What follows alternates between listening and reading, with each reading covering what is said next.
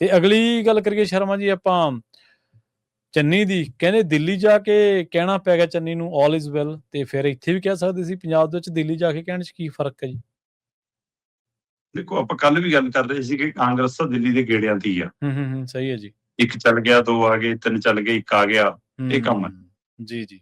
ਹੁਣ ਸਾਰੀ ਪ੍ਰੈਕਟਿਸ ਦੁਬਾਰਾ ਹੋ ਲਈ। ਹੂੰ ਭੁਪੇਸ਼ ਬਘੇਲ ਤੋਂ ਲੈ ਕੇ ਹਾਈ ਕਮਾਂਡ ਦੀਆਂ ਬੈਠਕਾਂ ਦੁਬਾਰਾ ਹੋ ਰਹੀਆਂ ਜੀ। ਤੇ ਪਹਿਲੀਆਂ ਪ੍ਰੈਕਟਿਸ ਤੋਂ ਜੋ ਨਿਕਲਿਆ ਸੀ ਉਹ ਤੋਂ ਤਾਂ ਕਾਂਗਰਸੀ ਖੁਸ਼ ਨਹੀਂ ਹੋਏ ਤੇ ਹੁਣ ਆ ਦੂਜੀ ਪ੍ਰੈਕਟਿਸ ਚੋਂ ਖੁਸ਼ ਹੋਣਗੇ, ਲੱਗਦਾ ਨਹੀਂਗਾ। ਸਹੀ ਹੈ, ਬਿਲਕੁਲ ਜੀ। ਕਹਿਣ 'ਚ ਤੇ ਸਭ ਠੀਕ ਹੋਣ 'ਚ ਫਰਕ ਹੁੰਦਾ। ਉਹਨੇ ਬੈਲ ਕਹਿਣ ਨਾਲ ਸਭ ਠੀਕ ਨਹੀਂ ਹੋ ਜਾਂਦਾ। ਹੁਣ ਮਤਲਬ ਕਿ ਭੁਪੇਸ਼ ਬਘੇਲ ਨੂੰ ਰਾਹੁਲ ਗਾਂਧੀ ਨੇ ਜਦੋਂ ਆਪਣੇ ਘਰ ਨੂੰ ਤੁਰਤਾ ਕਿ ਜਾ ਤੂੰ ਅਜੇ ਘਰ ਨੂੰ, ਤੈਨੂੰ ਹੁਣ ਮੈਂ ਨਹੀਂ ਮਿਲਣਾ ਜੀ, ਉਸ ਤੋਂ ਬਾਅਦ ਚੰਨੀ ਧੜੇ ਨੇ ਦਿੱਲੀ ਦਾ ਰੁਖ ਕੀਤਾ। ਠੀਕ ਹੈ। ਪਤਾ ਲੱਗਾ ਕਿ ਚਰਨਜੀਤ ਚੰਨੀ, ਸੁਖਜਿੰਦਰ ਰੰਧਾਵਾ, ਰਾਣਾ ਗੁਰਜੀਤ, ਇਹਨਾਂ ਨੂੰ ਹਾਈ ਕਮਾਂਡ ਨੇ ਬੁਲਾਇਆ ਸੀ। ਕੇਸੀ ਵੇਣੂਗੋਪਾਲ, ਹੋ ਸਕਦਾ ਖੜਗੇ ਹੋਰਾਂ ਨਾਲ ਵੀ ਮੁਲਾਕਾਤ ਹੋਈ ਹੋਵੇ ਕੇਸੀ ਵੇਣੂਗੋਪਾਲ ਨਾਲ ਮੀਟਿੰਗ ਤੋਂ ਬਾਅਦ, ਪਰ ਪ੍ਰੈਸ ਨਾਲ ਸਾਹਮਣਾ ਕਰਦਿਆਂ ਕਿਹਾ ਜੀ ਕਿ ਘੰਟਾ ਡੇਢ ਘੰਟਾ ਬੜੀ ਗੰਭੀਰ ਬੈਠਕ ਹੋਈ ਹੈ। ਅਸੀਂ ਆਪਣੀ ਗੱਲ ਰੱਖਣੀ ਸੀ, ਸਾਡੀ ਗੱਲ ਸੁਣੀ ਗਈ, ਪਰ ਅਸੀਂ ਕਾਂਗਰਸ ਦੇ ਸਿਪਾਹੀ ਆ, ਰਾਹੁਲ ਗਾਂਧੀ ਦੇ ਨਾਲ ਆ। ਜਿਹੜੇ ਰੌਲਾ ਪਾਉਂਦੇ ਨੇ ਕਿ ਛੱਡ ਕੇ ਚੱਲ ਜਾਣਗੇ, ਕਿਤੇ ਨਹੀਂ ਛੱਡ ਕੇ ਜਾਂਦੇ ਅਸੀਂ ਜੀ।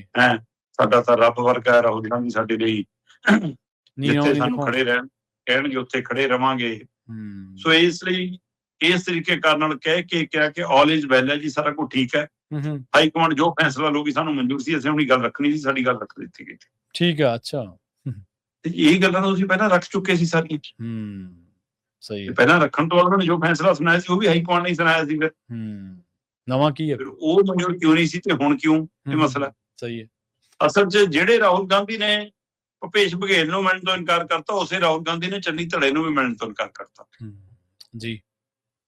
ਤੇ ਪ੍ਰਤਾਪ ਬਾਜਵੇ ਨੂੰ ਜੋ ਬੁਲਾ ਕੇ ਕਿਹਾ ਗਿਆ, ਸੁਣਿਆ ਗਿਆ, ਉਹ ਤੋਂ ਬਾਅਦ ਚੰਨੀ ਉਹਨਾਂ ਨੂੰ ਦਿੱਲੀ ਬੁਲਾਇਆ ਗਿਆ ਕਿ ਦੱਸਣ ਲਈ ਕਿ ਅਸੀਂ ਫੈਸਲਾ ਨਹੀਂ ਬਦਲਣਾ, ਜਾਂ ਇਹ ਕਹਿੰਦੇ ਤੁਸੀਂ ਗੱਲ ਰੱਖ ਜੋ ਅਸੀਂ ਬਦਲ ਦਾਂਗੇ। ਤੇ ਬਦਲਣੇ ਦੇ ਵਿੱਚ ਪ੍ਰਗਟ ਸਿੰਘ ਤੋਂ ਲੈ ਕੇ ਪ੍ਰਤਾਪ ਬਾਜਵਾ ਤੱਕ ਦੇਖ ਰਹੇ ਨੇ ਕਿ ਜੇ ਇਹਨਾਂ ਨੂੰ ਨਹੀਂ ਬਣਾਉਣਾ ਤਾਂ ਫਿਰ ਸਾਨੂੰ ਬਣਾ ਦਿਓ, ਅਸੀਂ ਸਾਂਝੇ ਹਾਂ। ਸਹੀ ਹੈ। ਇਹ ਸਾਂਝੇ ਦੀ ਦੌੜ ਦੇ ਵਿੱਚ ਕੀ ਪ੍ਰਧਾਨ ਬਦਲਿਆ ਜਾਊਗਾ ਜਾਂ ਨਹੀਂ ਜਾਊਗਾ, ਇਹ ਆਉਂਦਾ ਸਮਾਂ ਦੱਸੂਗਾ। ਫਿਲਹਾਲ ਦਿੱਲੀ 'ਚ ਜੋ ਕੁਛ ਠੀਕ ਕਹਿ ਕੇ ਆਏ ਨੇ, ਪੰਜਾਬ ਆਉਂਦੇ ਕੀ ਹੋਊਗਾ ਦੇਖਣ ਵਾਲੀ ਗੱਲ ਆ, ਖਾਸ ਕਰਕੇ ਜਦੋਂ ਟਿਕਟਾਂ ਦੀ ਵੰਡ ਦਾ ਮਾਮਲਾ ਆਉਂਦਾ। ਅਜੇ ਕਾਂਗਰਸ ਦਾ ਕਲੇਸ਼ ਨਿਬੜਿਆ ਨੀਗਾ ਜੀ। ਸਹੀ ਹੈ। ਤੇ ਅਗਲੀ ਗੱਲ ਕਰੀਏ ਸ਼ਰਮਾ ਜੀ ਆਪਾਂ ਚੰਨੀ ਦੀ, ਕਹਿੰਦੇ ਦਿੱਲੀ ਜਾ ਕੇ ਕਹਿਣਾ ਪੈ ਗਿਆ ਚੰਨੀ ਨੂੰ ਆਲ ਇਜ਼ ਵੈਲ, ਤੇ ਫਿਰ ਇੱਥੇ ਵੀ ਕਹਿ ਸਕਦੇ ਸੀ ਪੰਜਾਬ ਦੇ ਵਿੱਚ ਦਿੱਲੀ ਜਾ ਕੇ ਕਹਿਣ 'ਚ ਕੀ ਫ਼ਰਕ ਹੈ ਜੀ? ਦੇਖੋ, ਆਪਾਂ ਕੱਲ ਵੀ ਗੱਲ ਕਰ ਰਹੇ ਸੀ ਕਿ ਕਾਂਗਰਸ ਤਾਂ ਦਿੱਲੀ ਦੇ ਗੇੜਿਆਂ ਤੇ ਹੀ ਆ। ਸਹੀ ਹੈ ਜੀ। ਇੱਕ ਚੱਲ ਗਿਆ, ਦੋ ਆ ਗਏ, ਤਿੰਨ ਚੱਲ ਗਏ, ਇੱਕ ਆ ਗਿਆ, ਇਹ ਕੰਮ ਹੈ ਜੀ ਜੀ। ਹੁਣ ਸਾਰੀ ਪ੍ਰੈਕਟਿਸ ਦੁਬਾਰਾ ਹੋ ਲਈ। ਭੁਪੇਸ਼ ਬਘੇਲ ਤੋਂ ਲੈ ਕੇ ਹਾਈ ਕਮਾਂਡ ਦੀਆਂ ਬੈਠਕਾਂ ਦੁਬਾਰਾ ਹੋ ਰਹੀਆਂ ਜੀ। ਤੇ ਪਹਿਲੀਆਂ ਪ੍ਰੈਕਟਿਸ ਤੋਂ ਜੋ ਨਿਕਲਿਆ ਸੀ ਉਹ ਤੋਂ ਤਾਂ ਕਾਂਗਰਸੀ ਖੁਸ਼ ਨਹੀਂ ਹੋਏ ਤੇ ਹੁਣ ਆ ਦੂਜੀ ਪ੍ਰੈਕਟਿਸ ਚੋਂ ਖੁਸ਼ ਹੋਣਗੇ, ਲੱਗਦਾ ਨਹੀਂਗਾ। ਸਹੀ ਹੈ, ਬਿਲਕੁਲ ਜੀ। ਕਹਿਣ 'ਚ ਤੇ ਸਭ ਠੀਕ ਹੋਣ 'ਚ ਫਰਕ ਹੁੰਦਾ। ਉਹਨੇ ਬੈਲ ਕਹਿਣ ਨਾਲ ਸਭ ਠੀਕ ਨਹੀਂ ਹੋ ਜਾਂਦਾ। ਹੁਣ ਮਤਲਬ ਕਿ ਭੁਪੇਸ਼ ਬਘੇਲ ਨੂੰ ਰਾਹੁਲ ਗਾਂਧੀ ਨੇ ਜਦੋਂ ਆਪਣੇ ਘਰ ਨੂੰ ਤੁਰਤਾ ਕਿ ਜਾ ਤੂੰ ਅਜੇ ਘਰ ਨੂੰ, ਤੈਨੂੰ ਹੁਣ ਮੈਂ ਨਹੀਂ ਮਿਲਣਾ ਜੀ, ਉਸ ਤੋਂ ਬਾਅਦ ਚੰਨੀ ਧੜੇ ਨੇ ਦਿੱਲੀ ਦਾ ਰੁਖ ਕੀਤਾ। ਠੀਕ ਹੈ। ਪਤਾ ਲੱਗਾ ਕਿ ਚਰਨਜੀਤ ਚੰਨੀ, ਸੁਖਜਿੰਦਰ ਰੰਧਾਵਾ, ਰਾਣਾ ਗੁਰਜੀਤ, ਇਹਨਾਂ ਨੂੰ ਹਾਈ ਕਮਾਂਡ ਨੇ ਬੁਲਾਇਆ ਸੀ। ਕੇਸੀ ਵੇਣੂਗੋਪਾਲ, ਹੋ ਸਕਦਾ ਖੜਗੇ ਹੋਰਾਂ ਨਾਲ ਵੀ ਮੁਲਾਕਾਤ ਹੋਈ ਹੋਵੇ ਕੇਸੀ ਵੇਣੂਗੋਪਾਲ ਨਾਲ ਮੀਟਿੰਗ ਤੋਂ ਬਾਅਦ, ਪਰ ਪ੍ਰੈਸ ਨਾਲ ਸਾਹਮਣਾ ਕਰਦਿਆਂ ਕਿਹਾ ਜੀ ਕਿ ਘੰਟਾ ਡੇਢ ਘੰਟਾ ਬੜੀ ਗੰਭੀਰ ਬੈਠਕ ਹੋਈ ਹੈ। ਅਸੀਂ ਆਪਣੀ ਗੱਲ ਰੱਖਣੀ ਸੀ, ਸਾਡੀ ਗੱਲ ਸੁਣੀ ਗਈ, ਪਰ ਅਸੀਂ ਕਾਂਗਰਸ ਦੇ ਸਿਪਾਹੀ ਆ, ਰਾਹੁਲ ਗਾਂਧੀ ਦੇ ਨਾਲ ਆ। ਜਿਹੜੇ ਰੌਲਾ ਪਾਉਂਦੇ ਨੇ ਕਿ ਛੱਡ ਕੇ ਚੱਲ ਜਾਣਗੇ, ਕਿਤੇ ਨਹੀਂ ਛੱਡ ਕੇ ਜਾਂਦੇ ਅਸੀਂ ਜੀ। ਸਾਡਾ ਤਾਂ ਰੱਬ ਵਰਗਾ ਹੈ ਰਾਹੁਲ ਗਾਂਧੀ ਸਾਡੇ ਲਈ, ਜਿੱਥੇ ਸਾਨੂੰ ਖੜੇ ਰਹਿਣ ਕਹਿਣਗੇ ਉੱਥੇ ਖੜੇ ਰਵਾਂਗੇ। ਸੋ ਇਸ ਲਈ ਇਸ ਤਰੀਕੇ ਕਰਨ ਨਾਲ ਕਹਿ ਕੇ ਕਿਹਾ ਕਿ ਆਲ ਇਜ਼ ਵੈਲ ਹੈ ਜੀ, ਸਾਰਾ ਕੁਝ ਠੀਕ ਹੈ। ਹਾਈ ਕਮਾਂਡ ਜੋ ਫੈਸਲਾ ਲਊਗੀ ਸਾਨੂੰ ਮਨਜ਼ੂਰ ਸੀ, ਅਸੀਂ ਆਪਣੀ ਗੱਲ ਰੱਖਣੀ ਸੀ, ਸਾਡੀ ਗੱਲ ਰੱਖ ਦਿੱਤੀ ਗਈ। ਠੀਕ ਆ। ਅੱਛਾ, ਇਹ ਗੱਲਾਂ ਤਾਂ ਤੁਸੀਂ ਪਹਿਲਾਂ ਰੱਖ ਚੁੱਕੇ ਸੀ ਸਾਰੀਆਂ।